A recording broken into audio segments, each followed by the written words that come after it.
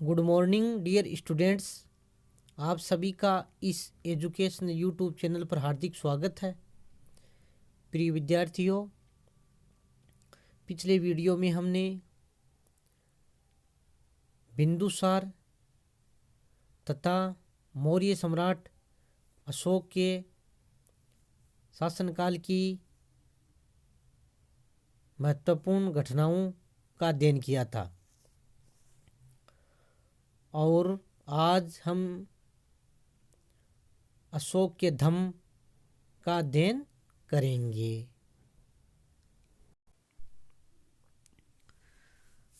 धम्म किसे कहा जाता है या धम्म क्या है?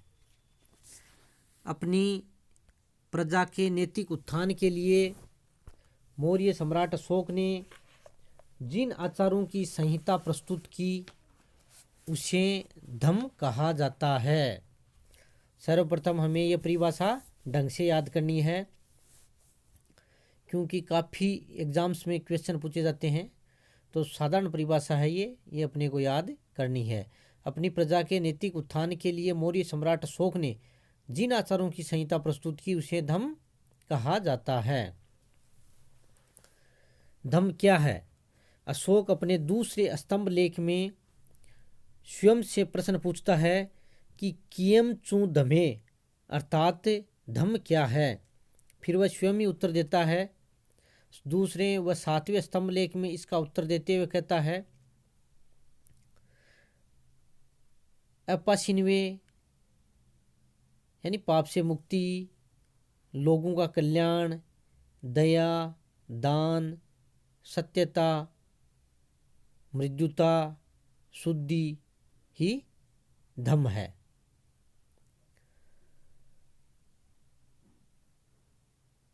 ये जो अशोक का धम्म है इसके सकारात्मक और नकारात्मक यानी निषेधात्मक दोनों पक्ष हैं। तो धम्म का जो सकारात्मक रूप है इसके अंतर्गत अशोक ने धार्मिक सहिष्णुता पर बल दिया है, यानी सभी धर्मों के व्यक्तियों के साथ समानता के व्यवहार पर बल दिया है। इसके साथ साथ अशोक ने माता पिता की सेवा, गुरुजनों का आदर, दासों के साथ उचित व्यवहार आदि पर बल दिया है। अहिंसा, इसके अंतर्गत अशोक ने युद्ध व हिंसा के द्वारा विजय प्राप्ति का त्याग करने तथा जीव हत्या का निषेध करने पर बल दिया है। मनुष्य को सभी प्राणियों के प्रति अहिंसा की भावना रखनी चाहिए। आडंबरहीनता, मौर्य सम्राट ने अंधविश्वासों के परिणाम स्वरूप जो निरर्थक अनुष्ठान और यज्ञ किए जाते थे ऐसे बाह्य आडंबरों की निंदा की और उनके अनुसार मनुष्य को धम्म मंगल, धम्म दान आदि का पालन करना चाहिए। लोक कल्याणकारी कार्य, राजा ने धम्म के अंतर्गत लोक कल्याणकारी कार्यों पर बल दिया है। इसके अंतर्गत वृक्षारोपण करना,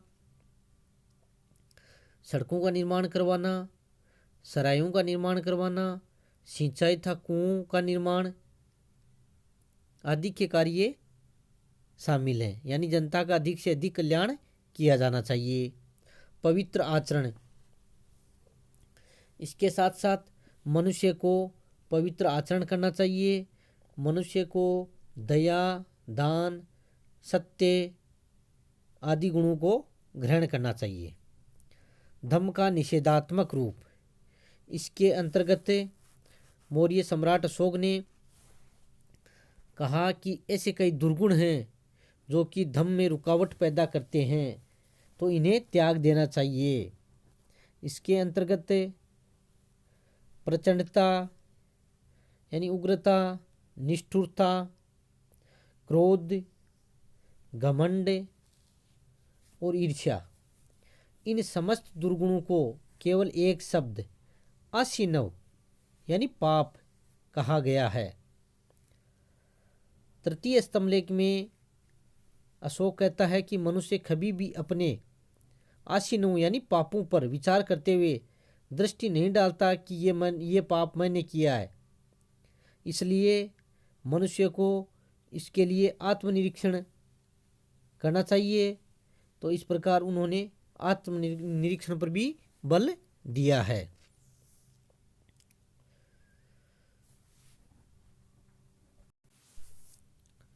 ऐसा प्रतीत होता है कि अशोक ने धर्म के कर्मकांड मूलक पक्ष का त्याग करके केवल उसके आचार मूलक पक्ष का प्रतिपादन करना ही श्रेष्ठ कर समझा, क्योंकि प्रत्येक धर्म के कर्मकांड भिन्न भिन्न होते हैं और ये धार्मिक कट्टरता तथा संकीर्णता के मूल कारण होते हैं। परंतु सभी धर्मों का आचार मूलक पक्ष एक जैसा ही होता है। इसलिए अशोक ने आचार मूलक पक्ष को प्रोत्साहित किया, और यह तभी संभव है जबकि मनुष्य दूसरे धर्मों के प्रति सहिष्णु हो।